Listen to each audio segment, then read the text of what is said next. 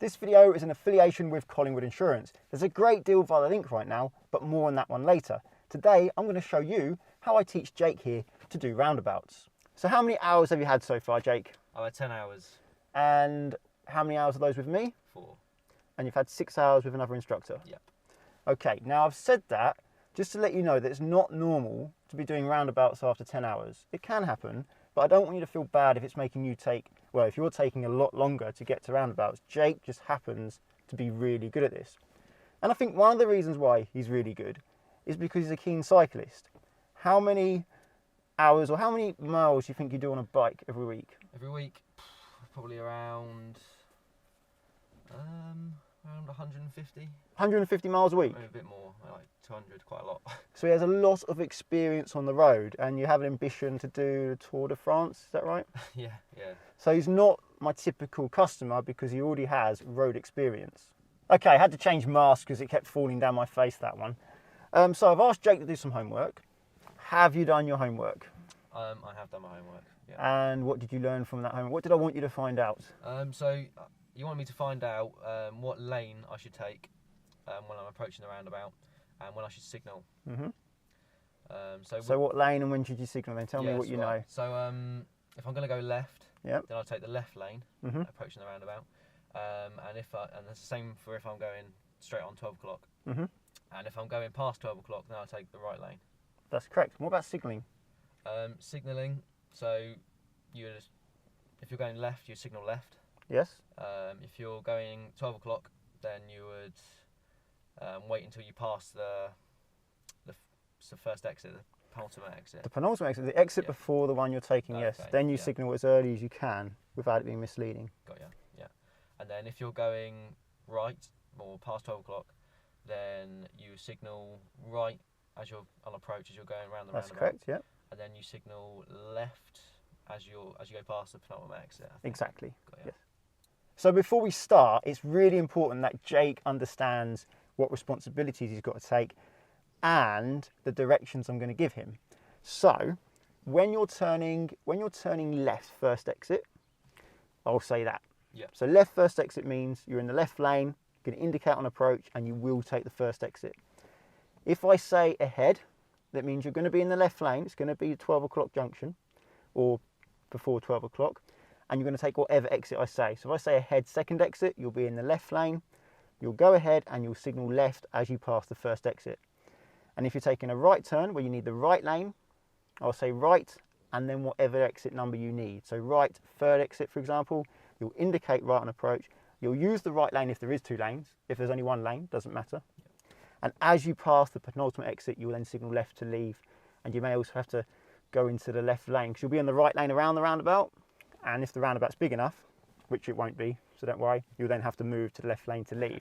Yep. But the roundabouts we're doing to begin with are small. Got ya. And also said responsibilities. And what I mean by that is how much responsibility Jake's got to take for the driving. How much help am I going to give him? So this is the first time you're doing roundabouts, and you're going to be in what's known as puppet. You know what puppet is now, don't you? Yeah. So puppet is basically where I tell Jake what to do. Jake doesn't try and guess what to do next and do it himself. He waits for me to tell him. So he's not going to change gear until I tell him. He's not going to signal until I tell him. That way, I can explain to him what to do and we're not fighting each other. Because what can happen is Jake's trying to do one thing whilst I'm trying to get him to do another thing. That can happen when you're teaching people to drive, and it makes the process longer. If I can tell him what to do and get him to do it, I'm effectively driving through him and giving him experience of what to do. As he does it right and gets better, then he can take responsibility later. So at the moment we're in puppet, and then when we both feel confident, it has to be both of us that feel confident for him to do it without me telling him what to do, then he'll try it on his own with me giving him prompts, giving him advice instead of me giving him a full talk through. And part of puppet for roundabouts is I'm not actually going to give Jake directions. I'm not going to go roundabout right third exit, because what normally happens is when I say that to a customer, they're thinking about where to go at the junction. All the way to the junction, they're thinking, where's right, where's third exit, what am I going to have to do when I get to the roundabout? And that's distracting. What they need to think about is the approach, slowing down, changing gear, the signal, etc. So I find during puppet, at first at least, it's best for me not to give Jake a direction, not for me to say right third exit, even though I've discussed with him so he understands what that means. I'll leave that to a bit later. I'll just say to Jake, I'm not going to give you directions. Yep. I'll just tell you where to go as and when we do it. So as we're approaching the roundabout, I'll tell you to go to the right lane, I'll tell you going round the roundabout, and then I'll tell you which exit to take. That way, he doesn't need to worry about where he's got to go. And during my driving lessons, I have a key word, or it's a key phrase actually. I say my car. And what does my car mean? I let go of everything. Okay, and that's because if we get ourselves in a situation where I need to take control of the car, we both don't want to be fighting to control the car. I'll say my car, my customer can drop everything, and I can get us out of the situation. When I've got us out of the situation, I don't have to use this very often, but when I do, I'll then say your car. And when I say your car, you can take the steering, everything else will be done, just add gas as and when you need to, when you want to carry on. And I do dummy practices with this to get my customer used to it. So I will say my car in the early stages of learning sometimes, just for the hell of it, so they can get used to dropping everything. Obviously in a safe situation, so that when danger does occur, when it is needed, they're ready and they understand what I mean. And during the driving lessons, my customers are always very slow when they start out doing anything. And it's the same with any skill. Driving is a skill. Carpentry, electrician, hairdresser, they're all skills. And when you're new at it, you're generally very slow until you get good at it. And it's important that you know that, so that you don't feel pressured by the people behind you. So that you can just focus on what you're doing. And when you start to get a queue behind you, you're not starting to worry about them, you're still worrying about driving. And that's why in the early stages of doing anything, I tend to go to roads where we can pull over a lot and we drive in circles so that people are never stuck behind us long. Because I do take responsibility of making sure we don't hold people up too much. We will hold people up, but we're not going to do it for 5 minutes or 10 minutes. It will be for a minute or two before we get a chance to pull over, or before we do our next left or right, because we generally, as I say, drive in circles. So if someone's following us for a long time, then they are clearly following us, in which case, why are you following us? And during roundabouts, like all of the junctions I teach my customers, we have a routine.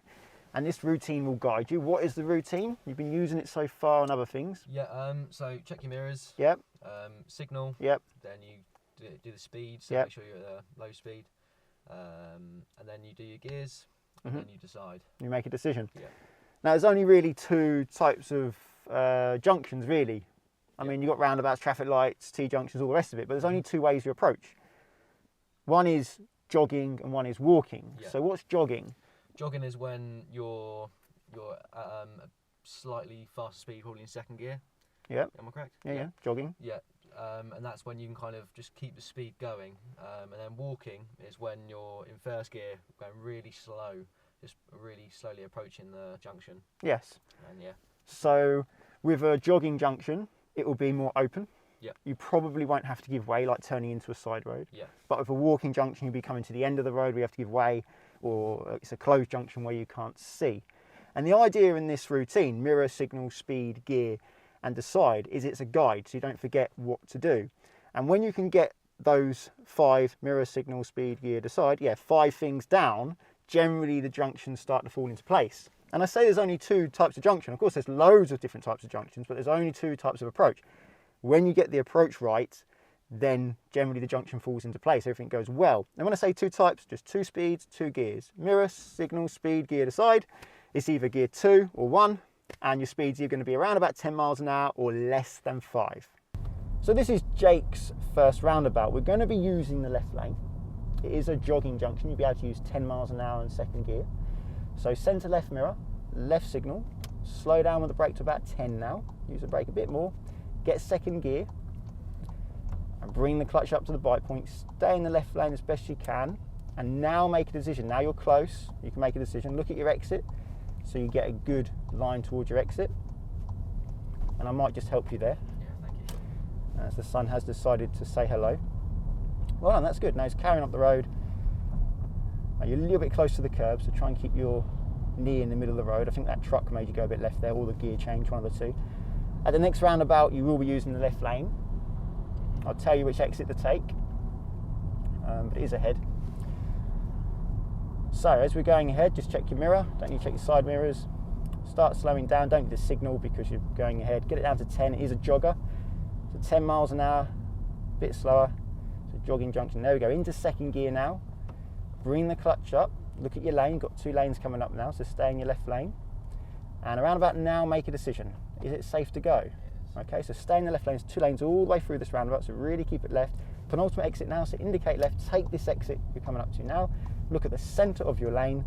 Keep your left knee in the centre so you don't go either one side. Try not to look at the oncoming cars. Cancel the signal. Just try and look at where you're going. At the next roundabout, we will be using the right lane. If we're going right, I'll tell you which exit to take when we get there. So it's a jogging junction, off the gas, centre right mirror, right signal. As it's a jogging junction, get the car down to about 10 miles an hour. That's it.